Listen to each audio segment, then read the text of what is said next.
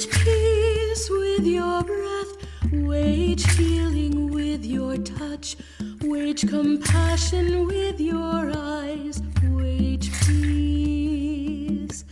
Wage acceptance with your mind, wage forgiveness with your heart, wage justice with your life, wage peace. Wage peace with your breath, wage healing with your touch, wage compassion with your eyes, wage peace. Wage acceptance with your mind, wage forgiveness with your heart, wage justice with your life, wage peace. Wage peace with your breath, wage healing with your touch, wage compassion with your eyes, wage healing with your touch, wage acceptance with your mind, wage forgiveness with your heart, wage justice with your life, wage forgiveness with your heart, wage justice with your life, wage healing with your touch, wage compassion with your eyes, wage healing with your touch, wage acceptance with your mind, wage forgiveness with your heart, wage justice with your life, wage forgiveness with your heart, wage justice with your life, wage peace with your touch,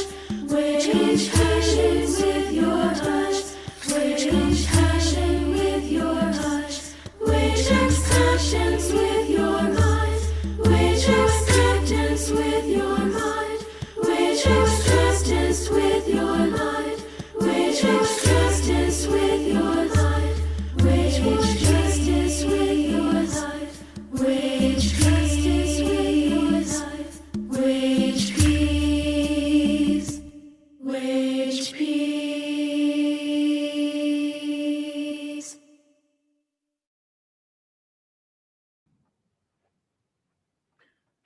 Thank you for joining us today for the International Day of Peace and the short reflections from the Sisters of St. Joseph and Consociate Community in St. Paul, Minnesota. Today, we're reflecting on the International Day of Peace and beginning our week with short reflections throughout the week at noon every day. And today we reflect on the Sermon of the Mount in St. Matthew's Gospel, where Christ reminds us, "Truly I tell you, just as you did it to one of the least of these who are members of my family, you did it to me." In addition, we also reflect on, in the Gospel of Matthew, Christ reminds us, "But I say to you, love your enemies and pray for those who persecute you." We've invited Sister Florence to share with us a little reflection on peace and nonviolence. Thank you, Sister Florence, for joining us today as we talk about peace and nonviolence as a part of the International Day of Peace. We know that peace and nonviolence is a big part of the charism of the Sisters of St. Joseph, and the 2019 chapter directions talk about promoting peace and nonviolence. So, Sister Florence, thanks for joining us, and I'm wondering, what does nonviolence mean to you? Nonviolence to me is active resistance to violence, a refusal to act violently. So you've defined what nonviolence is, but I'm wondering what your definition of violence is. My definition of violence is inflicting intentional harm on another. Do you have a favorite peace quote or someone who inspires you? I'm going to start with Jesus's words and then swing into others. Jesus, who said, "Whatever you do to anyone else, you do to me." And you have heard that it was said, "You must love your neighbor and hate your enemy." But I say to you, love your enemy and pray for those who persecute you. Some other folks that inspire me, Women Against Military Madness. I belong to the Middle East Committee, and it's so enriching and energizing. They educate with films, lectures, Skype events, and activism on the street, regardless of the weather, in the marches, holding up their signs. And the Justice Office also, the many issues that the Justice Office works on, especially when you're working for systemic change. So those are some folks that inspire me. How do you see peace and nonviolence in your work as a part of the CSJ charism? Well, I took the phrase, always moving toward profound love of God and love of neighbor without distinction. And it's we, it's the community that's doing that. There's not hierarchy. No one has power over another. Together, each in our own way, we work for justice. And what would a nonviolent world look like to you? Everyone's basic needs would be met. Shelter, education, clean air, fair taxation policy, a job for all who want one.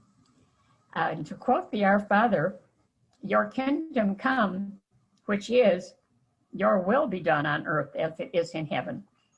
Elected officials would work for the common good rather than for their own interests.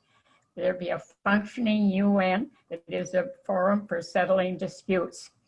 Paul Wellstone years ago, in reference to the Middle East, said there is no military solution. And I have met with Lawrence Silverman of the State Department, who said it's time to get past the blame and look to the future. So some more things about a more just world: no death penalty, no nuclear weapons, respect for each person, and equal rights for all. How's that for a starter? And that's just a starter. Wow, you've got us really thinking here, Sister Florence. That's great. Well, how do you live peace and practice nonviolence in your life and your daily actions? I've had a lot of support. And Pax Christi, the International Catholic Peace Movement, in which I've been active for decades, has been a huge help. In about 1995, I took the vow of nonviolence with a small group of like-minded friends. And some of the points that we promised to try to practice are refusing to retaliate in the face of provocation and violence, persevering in nonviolence of tongue and heart, which is a real challenge, living simply, and trying to eradicate war from my own heart, war and the causes of war from my own heart and from the face of the earth. I also do my best to listen to people, to try to understand their concerns, especially if we disagree, try to listen to them. I sign online petitions and I contact my legislators. When I was younger, I tried to do everything, and I was kind of apologetic that I hadn't been arrested like some of my friends had been multiple times. And now that I've gotten older, I find lots of support. I've gotten a little bit of wisdom along the way, I think, and also I've lost quite a bit of mobility along the way. So one of the things that I like a lot that I had yesterday, and now it's buried on my desk, is a prayer to a young activist by Thomas Merton, a letter to a young activist by Thomas Merton. I think it works for an old activist too. The gist of it is to be involved in too many projects, to try to help everyone and everything, to accede to too many demands, is to succumb to violence. The frenzy of the activists neutralizes their work for peace. Also, a reflection attributed to Archbishop Romero includes the idea we can't do everything, and there's a certain liberation in realizing that. We do what we can and open space for God's grace to come in.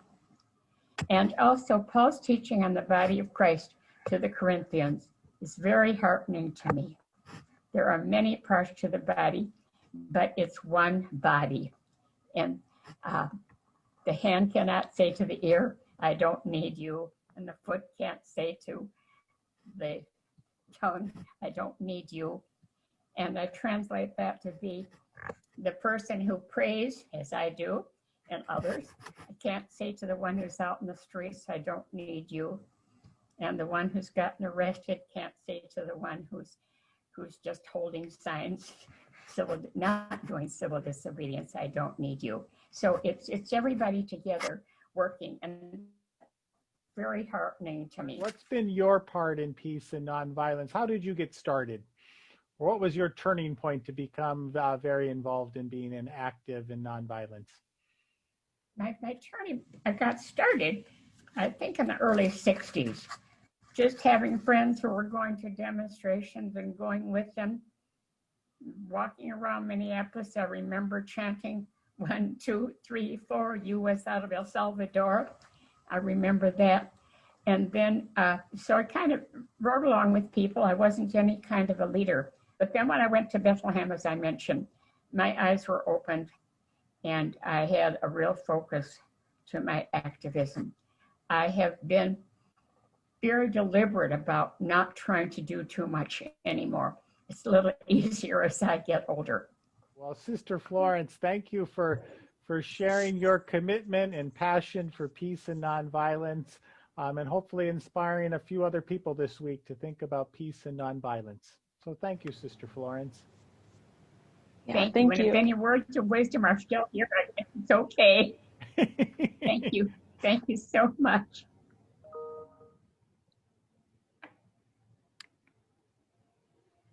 Among the many wisdom-filled reflections that Sister Florence offered us today, we heard, love your enemies and pray for those who hurt you.